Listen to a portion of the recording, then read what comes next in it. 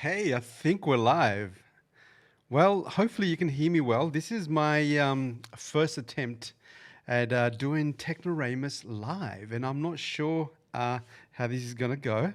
So please forgive me if there are some technical interruptions. I am a Technoramus after all. And if you don't know me, my name is Fern or Fernando. I like to be called Fern because you can hear the R. Usually the word Fernando in Australia is not pronounced right. They drop the R's in Australia. So instead of Fernando, my name is Fernando, which is like a very Australian way of saying things.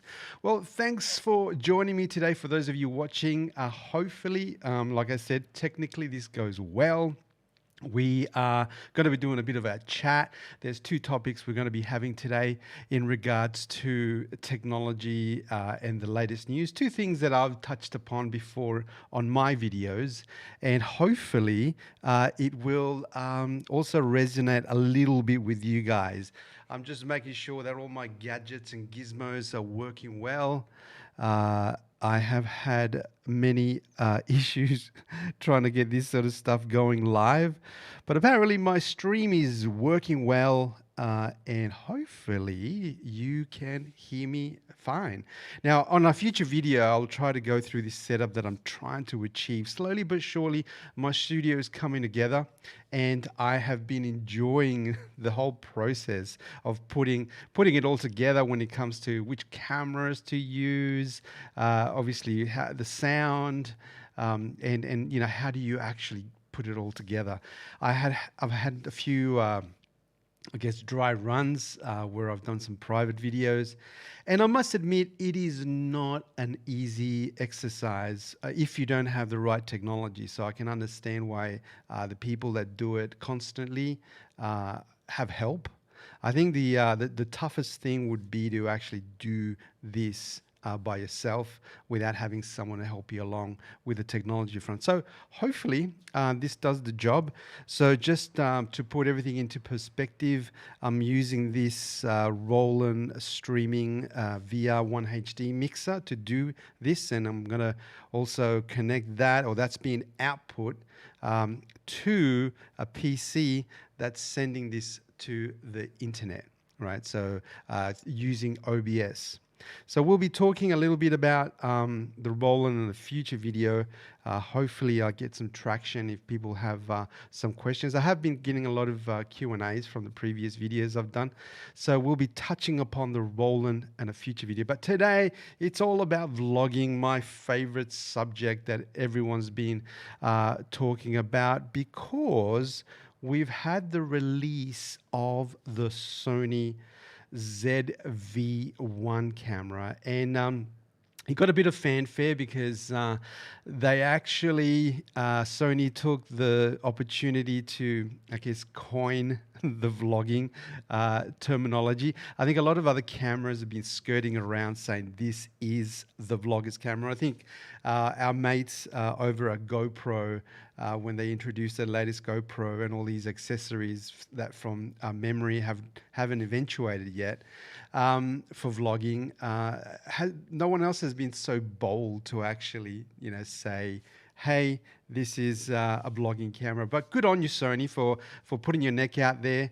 Now, I've got a mixed reviews. I've watched a lot of the reviews. I went to the Sony store and I actually played around with the camera.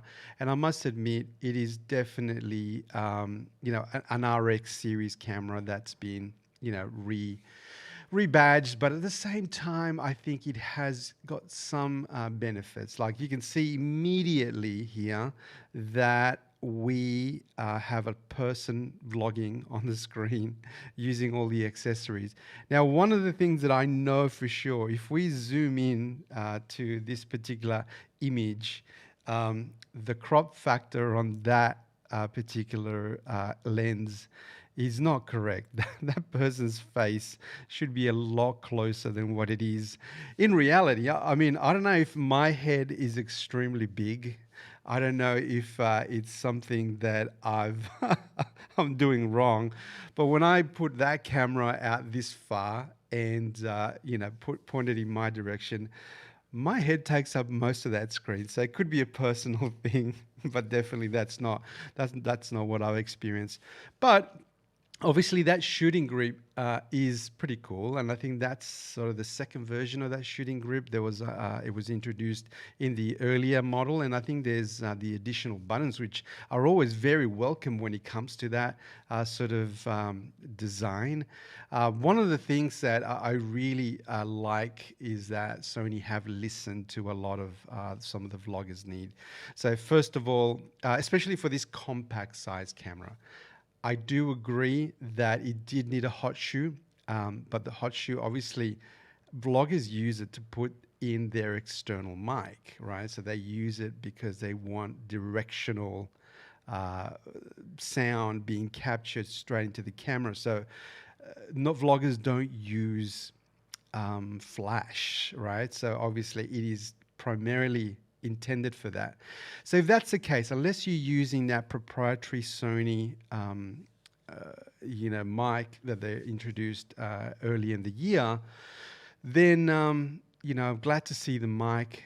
The hot shoe being put on the camera. So that's obviously tick number one, right? So tick number two is the flip camera, the flip screen. I don't know why they took so long to come up with that flip screen, because we know we've seen the up flip from them before in older models, and I think they were really trying to distinguish their cameras, their RX model cameras, primarily as photography cameras, and I think this is a good opportunity for them to sort of bring in the flip screen and make a point about it, that it is really something that I think caters for the requests.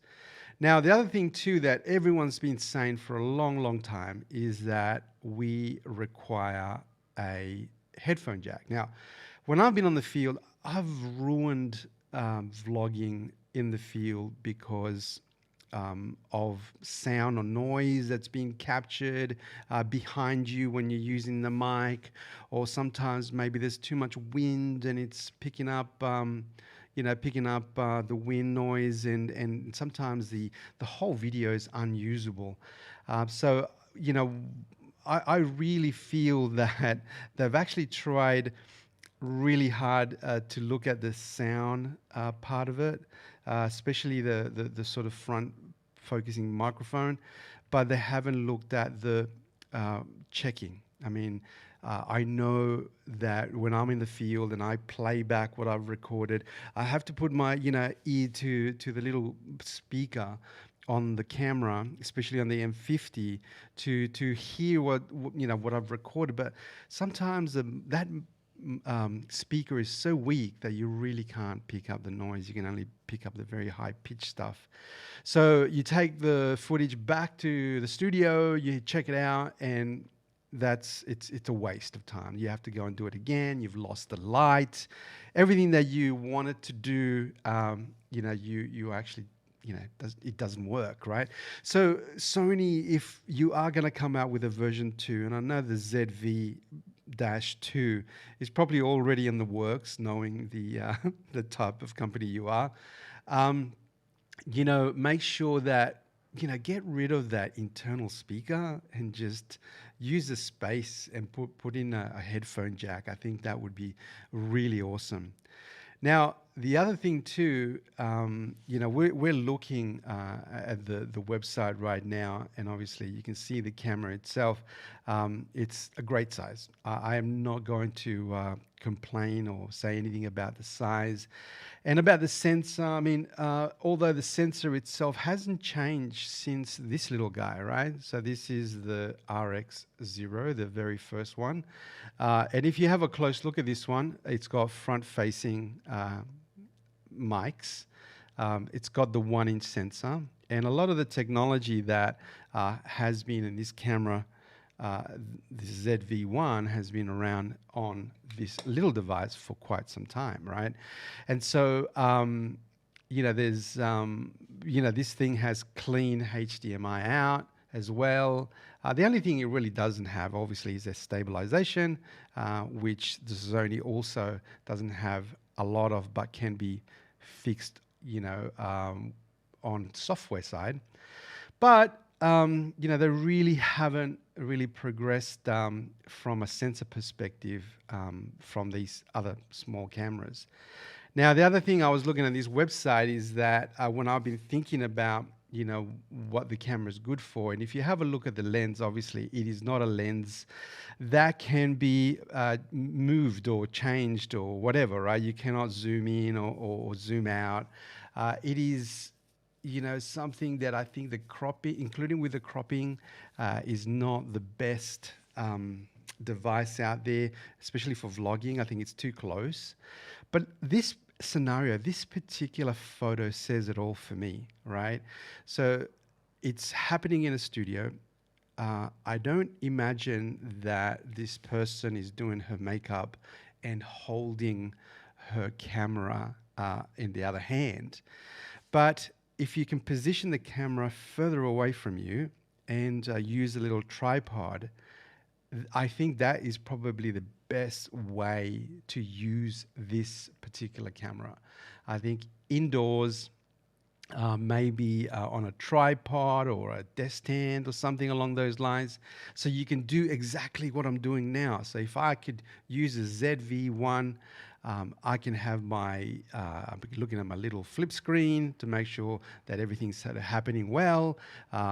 Hopefully, and I haven't checked this, but I'm not sure if it has a sound monitor on the screen itself. So that would be very interesting to find out whether that is there or not. I'm going to have a double check on it, because I think that's another thing, especially if you're using a mic and you sort of got your hand extended, you want to know that you're hitting those levels. So hopefully you can see the level. If you have one of these cameras already and you're watching this video, let me know whether there is sound levels on this particular device or not. So amazing little camera. Obviously, all the Sony goodness is still there. I do like the way the color is. I have been waiting for them to release a compact camera like this for a little while, but the vlogging part of it was not something that I really was convinced to jump from Canon over to Sony. I don't think that if you sort of compare it with the M6 Mark II, I think they're pretty much on par. Some of the features of the M6 Mark II, I think pip this one slightly when it comes to sort of vlogging. And obviously the thing that wins it for me is the interchangeable lenses. And now if you use something like the Sigma 16mm on the M2, M6 Mark II, then you're getting a pretty awesome, vlogging setup. It's not as light as this particular model would be, but it definitely would be, a good replacement if you had the M50 and you wanted to upgrade. If you wanted to pay the same type of money and you were thinking about going to the Sony, I would, especially if you already have M mount lenses, I would consider it overnight. Don't impulse buy, because if we do a comparison with the M6 Mark II, I think it'd be close competition. So that's probably a future video. I better note that down so I don't forget. But I really think that in the next version, if they can introduce a wider angle lens on this particular device and introduce a microphone, headphone adapter or headphone jack, I think they would have it. The only other thing too, I mean, I know in the past Sony used to do Bluetooth recording, so it's almost like the Rode Wireless Go, the Sony version of it. And I know that their version of the wireless Go, if we can call it that, used to have a headphone jack. So you could listen to the sound coming out of the camera. Now, Sony has done this in the past, and this is a thing that frustrates me about their technology. I wouldn't go as far as saying that they use a cripple hammer because version on version, I think the camera itself is always improving, especially when it comes to, things like the quality of the image being captured, whether you get more slow-mo or things like that. There's always incremental steps each time a new generation comes out. But if they're going to go to the market saying this is purely a vlogging camera, I think you really need to listen to what the public is asking for and give them something great at a good price. And I think you'll earn that customer loyalty, especially when it comes to entry level type of cameras. That's my take on it. So great device. I think this on the screen now, I think we've got the setup. I think this is probably the best setup you can have as far as the device because of that cropping and that sort of the angle. It's not the view, the not being wide enough. I think is going to be a bit of a nightmare for them. What can you say? So that was it. I think that's sort of my take on sort of what's happened with this particular camera. I think it's very close. I think the next version, knowing Sony and sort of the evolution of their products, I think their next version would be the one that I believe is going to sort of kill it. It may be slightly bigger model to put in the rest of the technology required. But if I could have IBIS, please, if I could have like 16 millimeter and a headphone jack, OMG, I think Sony would definitely have it, and I would gladly give them my money, and I would sell my M50 and not consider getting anything. But just remember, right, this stuff is just portable photography, right? We're not talking about hardcore photography. If you if you really were more about photography, or maybe your video was a little bit more serious, then I would definitely consider going to full frame and sort of playing with the with the Canon R range, or maybe the more full frame, larger body cameras that you'd get a lot more out of as far as video quality is concerned. But this is what we've got for now. Hopefully it's not too long before we get a Mark II or ZV-2. Let's see how the sales go. So that was in the last couple of weeks. So that was one of the big hoo-has in the sort of vlogging photography world. So am I going to personally jump to the ZV-1? I thought about it, I played around with it, and in reality it doesn't have all the features that I want in the camera. So I will give it a miss. If I get really desperate or something happens to my M50, knock on wood, nothing happens to it, because of the lenses that I've purchased, I'd upgrade to the M6 Mark II. That's what I would do if I had the money and for some reason I was looking to upgrade. So that's it.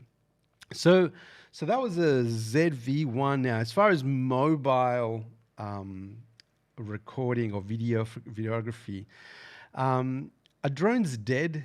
Are we sort of seeing the end or the decline of the drone industry? Now, the reason I'm bringing that up, because the other thing that I wanted to talk to you guys about today is the Mavic Air 2. They, asking me to up my game, right? But, I mean, it comes with a pretty big price tag. I mean, the thing about Mavic or DJI, they must have gone to the same marketing/sales school that they send all the Apple people to, because every time they release a new device, Have you noticed that it doesn't get any cheaper? The new device is always at that price range, which is like, oh, is it expensive enough that my wife is gonna get upset with me, or I really need this. I need to get one. But for me, it's always expensive enough for them to make a really damn good profit out of it, I'm guessing. And not expensive enough for your wife to get angry with you. I think that's the way that normally this works. Um, but with the Mavic Air 2, look, I'm really happy that to see another drone because it has been really quiet. Remember when we used to have all those Phantom versions, all those Mavic versions, and all those Air versions? I mean, it was the market was really hot, and there was a lot of activity and a lot of buzz. Obviously, then came along regulations, obviously, stupid people doing stupid things with drones and practically killing the fun for everyone else that was really seriously getting into this sort of stuff. So, like I said, I was happy to see that DJI brought out another drone, and especially an upgrade. So, the first thing that I thought about being a Technoramus is should I upgrade, right? Am I here? What do I do with my old drone? First of all, do I sell it? Do I give it to the kids or the next door neighbor, or can I trade it in? I don't think there's trade-ins. That's unfortunate because it could be good to get some money back. But with everything that comes out of modern manufacturing, unless you a behemoth like Apple, recycling in the drone world really hasn't happened. It's not really happening at all. So that's a shame because I would love to get some money back on the trading. I know some third-party vendors, not directly from DJI, but some vendors are doing buyback of the old drone or upgrade. But I mean, I would love to see the price drop and not have to get a really small amount of money for my old drone that's still working really well. There's nothing wrong with my Mavic Air, but I spent, I don't know, $1,200, $1,400 on it when it first came out, and I have never regretted that purchase because it's a beautiful device. I took it to Fiji, and I did some beautiful footage there. It was amazing. Every time I've gone to New Zealand as well, it's been awesome. But the thing is that firstly, it's very difficult to fly, and secondly, having a new drone to purchase when I'm not getting any money back from the old drone, unless I sell it privately, is a bit of a shame. So if we're going to get some trade-ins, that would be great, and then we would save a bit of money, and we would be very keen to upgrade to the next level, right? Mavic Air 2, I want to up my game, but in reality, it's not giving me too much reason to do it. So they've got their half-inch sensor, 4K 60 frames, which is pretty good. 48 megapixel photos, amazing. The HDR is great. This is pretty good because it's almost like if you consider the highest quality Phantom 4 or maybe the Mavic, the newest Mavic in the range, with the nice lens on it. We sort of, this is sort of catching up to that. I'm not sure if there's a new full Mavic Pro coming out that's going to be even better than this one, but this is pretty good. But for me, the thing that always worries me with these drones is always the battery life. I'm always very happy with the image. I mean, I had a Phantom 4, the entry model, and that did 4K, and it was amazing. I mean, I haven't worried about the image in a long time. But what I've been worried more about is things like battery life, things like, trying to be able to transport things easily, making sure the battery is reusable from drone to drone. And once again, it's this Apple mentality that DJI has, where every time they introduce something new, it's either a new accessory, new battery, new new controller for the drone, and you have to buy the whole ecosystem all over again. And for me, that's really frustrating because it's never on the drone where they get you. They always get you on the accessories, right? The batteries, the adapters, so you can charge the batteries, the extra propellers and the silent propellers, etc., etc., etc. And so, yeah, and so that's the thing. For me, it's like, okay, DJI, if you're really serious about being consumer friendly or consumer focused, how about you start developing a series of line of drones that are going to have this reusability factor to it, right? And I know maybe that's not the right thing for the business model, but if you had at least one series, like the Phantom 4, you went from any Phantom 4, you can interchange the batteries, you can, interchange the propellers, everything would practically work from Phantom to Phantom. But what we see in the Mavic range is just once again this, isolation tactic of keeping every drone so separate from each other that you're stuck in that ecosystem, right? And that's one of the things that is making it really expensive. And I think a lot of people that go into droning or buy a drone, and have to not buy just once but twice, like me. I lost my first drone, and then I replaced it.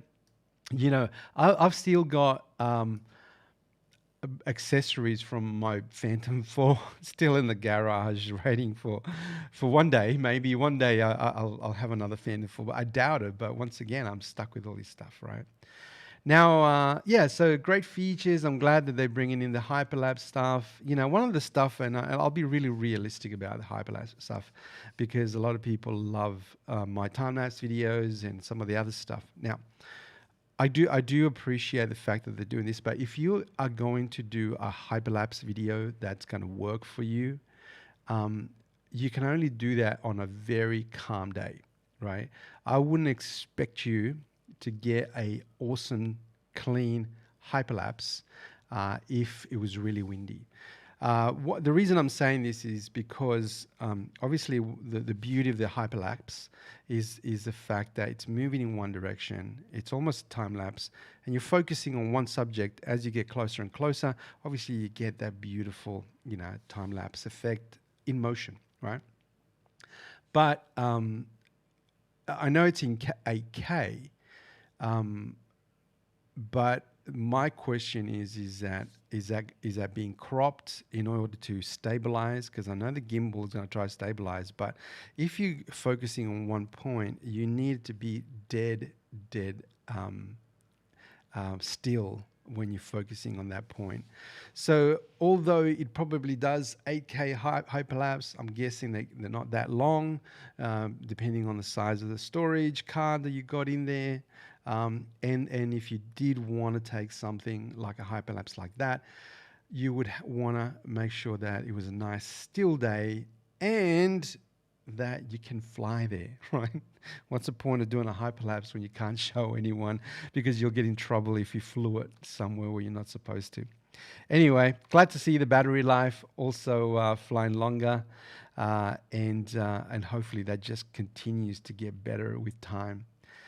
So I always like the technology. The obstacle avoidance is quite cool. I think that's been an amazing bit of technologies. And I was really disappointed with the Mavic Air, the first one, because you couldn't use the OcuSync. And now it's great to see that for those of you who want to use the little kit that you can practically watch yourself fly, which is, I think, would be amazing. That's now, as a Technoramus, this would be one of the features that I would really love to experiment. So we've all done the drone fly, right, where we've gone out and we've recorded these amazing images and then taken them home And if you're lucky enough to have a 4K TV, you can watch your footage in 4K, which is amazing. But the other thing that I would love to experience is while you're there and while you're recording, having your goggles or your headset on, and then watching you record this live in 1080p, right? And I mean, recorded in 4K, but watching it in your goggles in 1080p. Now, that would be amazing, right? Because once again, it's a different experience altogether. The question I have here is that if you use this through the goggles, will it drain your battery faster? That's my question. So um, if you have a 34-minute battery that talks back to your controller, if you add an additional device that uses OcuSync, is that 34 minutes going to be spent faster than it would if you weren't using it? So that would be cool. Maybe you could do shorter trips. Some people reckons if you can't do the shot you're looking for in one take or a couple of takes at least, then you're wasting your time. You just need to practice a little bit more. It's true. I do agree. I mean, in the beginning there's a lot of experimentation. So I think it all gets down to practice makes perfect, and maybe the battery really won't be too much of a problem. So that's a thing. I mean, that's a thing. Hopefully that we're heading to, where like this battery time is inclusive of all this sort of stuff. But what amazes me, obviously, is this thing can, the video transmission can go up to 10K. But it's illegal to fly the drone where you can't see it. And that's the other thing. This is the other marketing hullabaloo that always peeves me off about DJI, is that by recommending these features, they're actually, we're actually breaking the law, right? Especially depending on which country you're from, right? So the law in my country, and I'm sure it's a lot similar in other laws, is that you cannot lose sight of your drone. Right? You're not supposed to fly it that far that you can't see it in the sky. Now, good luck if you can see a Mavic Air 2 10 kilometers away, or even 1 kilometer away. The thing is so darn small, I just, can't imagine that, right? And so for me, it's like, yeah, great, you can do 10K, but in reality, how about you work on some other features that are going to help us out, when it comes to battery life and things like that. So once again, beautiful shots here of cool things happening. And, so I'd love to do a shot like that and like this one, but have a look at how fast is that boat going? And how fast can this guy fly? Is that kind of real?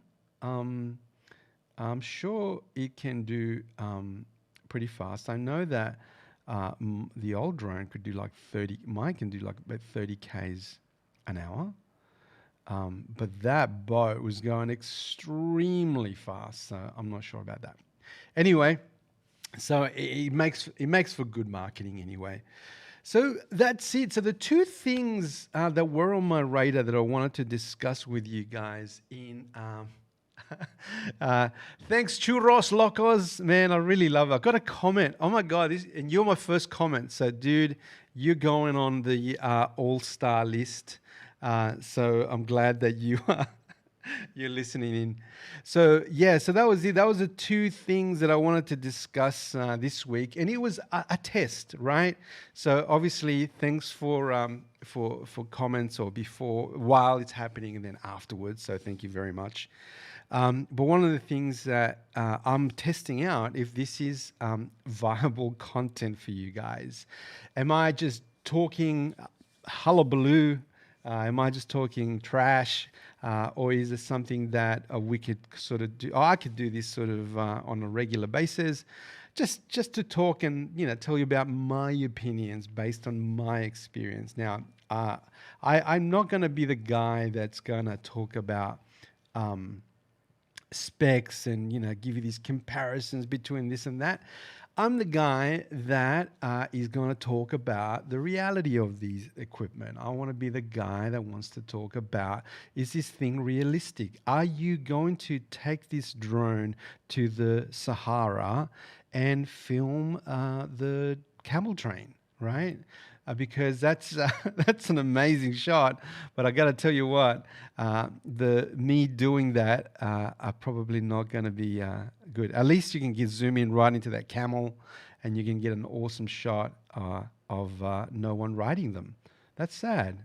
So maybe it's COVID. Maybe it was taken through COVID, and they didn't have any passengers that day because they had to social distance. But anyway, so that's it. I have to say though, this feature, and as a panorama enthusiast, this feature is going to be the ant's pants, right? Now, there's a lot of work in editing HDR photography, right? So you really need to know how to use Photoshop or Lightroom well in order for you to get this shot, right? Now, the drone's great. If it does take 8K images and HDR, and you can get it quickly enough, you can get this amazing shot. But please be aware that there's also a lot of editing that happens on the other side, right? But this is a cool feature. I like the feature, and I've done some panoramas on the Mavic Air, the original one. They came out fantastic, but HDR. That would be amazing, because I think the first Mavic only had JPEG panoramas, so the pictures can only be in JPEG, not RAW. So if these guys are RAW and HDR, that would be awesome. So if I was looking for a drone and I was looking for like these type of features, especially in photography, they would get my money for that one. That would be amazing. So the Intelli stuff, that's also great. That's always been good for a while. So anyway, so that's it. So I will tell you what I think is good and what is not so good because of the technology. I'm a big believer that, I love I get very excited about this sort of marketing stuff, right? But the first thing I see is when I see a drone flying in a city is like, come on, yeah, I know you could do that. But that's just marketing hype as far as I'm concerned. Show me some real people doing some real stuff. Now, this is probably a good one because it is a real thing, but not this one. Come on, DJI. Who do you think we are? Oh, look at this one. Now, if that is not stock footage, I don't know what is. But that is amazing. But you'd also get arrested if you... I mean, who could you show that to? Unless you were a commercial drone pilot and you had a commercial drone pilot license. But I really can't see anyone doing that. But once again, amazing features if you could do it. All right, that's it, guys. Thank you very much for those of you who watched this video. I don't want to keep them extremely long. That's one of the things, obviously, that I want to make sure that I don't bore you to bits. But what I'll do in the next few videos, I will be compiling some of the questions that I get about some of the videos that I've got.